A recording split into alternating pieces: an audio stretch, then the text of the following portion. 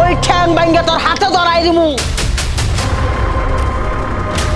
আমার ছেলে 3 বছর ধরে বিদেশ থাকে, আর তোর কোলে 6 মাসের বাচ্চা। এই পাপের ফল কার? বল এই বাচ্চার বাপকে।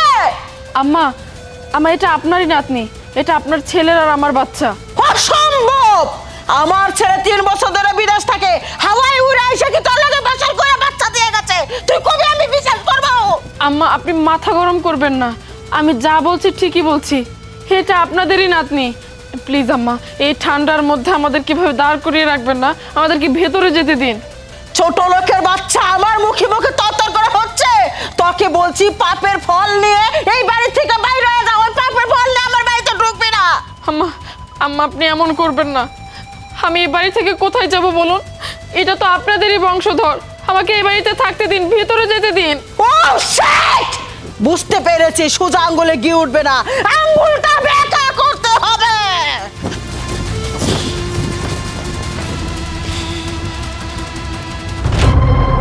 ছোট লোকের বাচ্চা, তোরে আমি 100 বার কইছিলাম ঢাকা শহরে যাইয়া ঢাকা ভার্সিটিতে তোর লেখাপড়া করা লাগবো না, কিন্তু আমার ফুলার মাথাটা তুই খাইছিস। খাইয়া তুই ঢাকা পাচার হয়ে গেছিস, ছেলে পড়াইছিস বিদেশে। আর ওই ঢাকা পাচার হইয়া তুই ওই ওই জায়গায় কোয়ার্টারে থাইকা সারা ঘরতে প্রেম কইরা তারপরে উঙ্গা উঙ্গা নিয়ে আইছাস আর কইতাছাস আমার বংশের। হ্যাঁ, আমার বংশের। ও মাই গড, আমি তো খেয়ালই করি নাই। হ্যাঁ, এই সিরা প্যান্ট দি, ও এই সিরা প্যান্ট পইরা থুরা দেখাইয়া সেরা গো পাগল করছাস, তাই না? পাগল করাই উঙ্গাঙ্গ নিয়ে আইছাস আর কইতাছাস আমার বংশের প্রতীক। বাইরা বাইরা, ফকিরের বাচ্চা, ছোট লোকের বাচ্চা, বেটার তুই কোলাপ কিনে বাইরা বাইরা। না আম্মা, আমি কোথাও যাব না। ও তুই যাবি না? এই অবুধে বাচ্চা নে তুই আমার বাড়িতে বড় করবি, এই বেকরে বছর বছর বিয়ান দিবি, সব আমার মাইনা না লাগবো। ওমা, মুনমুন!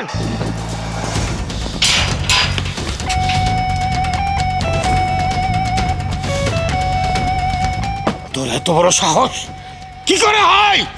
ঘরের ইজ্জতকে গাড় ধাক্কা দিয়ে বাড়ি থেকে বের করে দেওয়ার?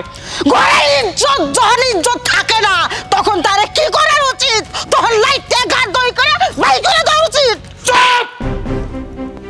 কোনো কিছু না জেনে না বুঝে হুট করে একটা কিছু করা উচিত নয়। কি করেছে তোমার আদরের বৌমা যার জন্য আমাকে থাপ্পড় মারলে? এই যে দেখো 6 মাসের বাচ্চা কলেজে লেখাপড়া করে কোন ছেলেকে উড়ার দেখে পাগল করে তারপরে বাচ্চাটা আমার বাড়িতে ঢুকেছে। আমাদের বাচ্চা আমার বাড়িতে মেরে নেবো, তোমার কি তুমি মেরে নেবে? চুপ কর! আর একটা কথা বললে না তোর জিহ্বাটা কেটে আমি কুত্তা দিয়ে খাইয়ে দেবো। আরে এই বাচ্চাটা কার কোত্থেকে আসলো তোর মেয়েকে জিজ্ঞাসা কর। আমার মেয়েকে আমি কেন জিজ্ঞাসা করবো? আমার মেয়ে কিচ্ছু জানে না। জানে না না? আমি দেখাচ্ছি, আমি প্রমাণ করে দিচ্ছি। আমার বাড়িতে এত কিছু ঘটে যাওয়ার পরেও কোকিলা তুই কেন মুখ চুপ করে বসে আছিস? কথা বলবি না লাঠি পিটা করবো? না না বাবা, আসলে ভাবির কোলে যে বাচ্চাটা দেখতে পারছো ওইটা আমারই বাচ্চা। আমি যখন কলেজে পড়াশোনা করতে গিয়েছিলাম একটা ছেলের সাথে আমার রিলেশন হয়েছিল, আর রিলেশন করার পরে এরকম একটা দুর্ঘটনা হয়ে গিয়েছে। আর আমার যাতে কোনো অপমান না হয়, এই বাড়ির যাতে কোনো সম্মান খারাপ না হয়, এর জন্য ভাবি আমার দোষটা নিজের ঘাড়ে তুলে ধরেছে। চুপ কর! এই কথাটা আগে বলিসনি কেন? চাচি, আপনি আর দাঁড়িয়ে থাকবেন না, আমি আপনাকে যেটা বলেছি আপনি সেটা করুন, যান। আচ্ছা আমা, বাবা তুমি চুপ করো, তোমার প্রেশারের সমস্যা আছে। ভান্তির বাচ্চা, বেহায়া কলঙ্কিনী, এত বড় একটা সর্বনাশ করছাস। আমার ঘরের লক্ষ্মীর আমি অপমান করে বাড়ি থেকে বিদায় করে দিয়েছিলাম তোর জন্য। এই বাচ্চার বাপকে বল, এই বাচ্চার বাপকে বল, বল করতেছি।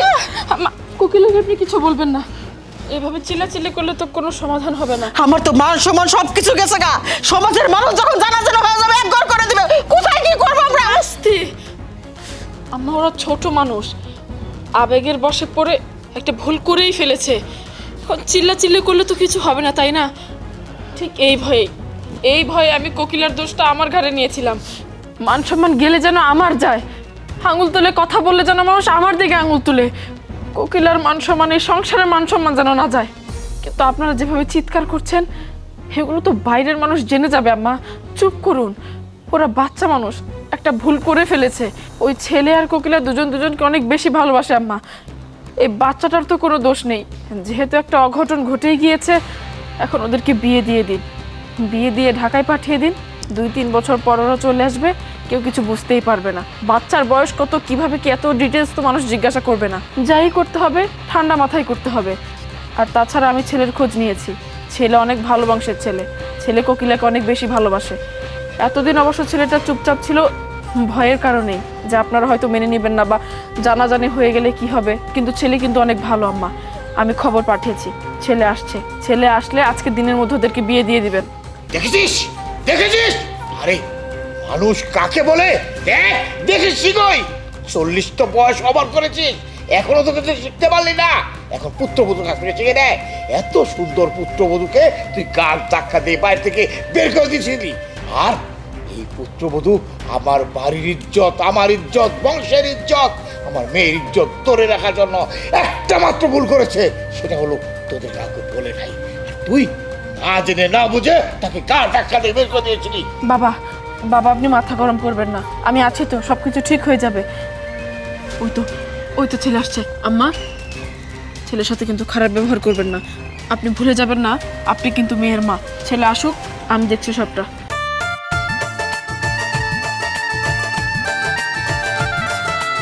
ওয়ালাইকুম আসসালাম। আব্বা, আম্মা, এই সেই ছেলে। এই ছেলে কোকিলাকে অনেক বেশি ভালোবাসে, ওদের দুজনের বাচ্চাইও। যাই হোক, সবাই জানাজানি হওয়ার আগেই বিয়েটা পড়িয়ে ফেলতে হবে। এখানে আর দাঁড়িয়ে থাকবেন না, চলুন আমরা কাজী অফিসে যাই। এই ছেলে, কোকিলাকে বিয়ে করতে তো তোমার কোনো আপত্তি নেই তাই না? না ভাবি, আমার কোনো আপত্তি নাই। আচ্ছা ঠিক আছে, তোমাদেরকে আজকে আমরা বিয়ে পড়িয়ে দিব। বিয়ে শাদী হয়ে গেলে তোমরা ঢাকায় চলে যাবে, কেমন? ঠিক আছে। আম্মা চলুন, চলো। চলুন আম্মা। বৌমা, তুমি আমার মাফ করে দাও। তোমার আমি কত কিছু কইয়া কি অপমান করছি। ছি, ছি, ছি, ছি।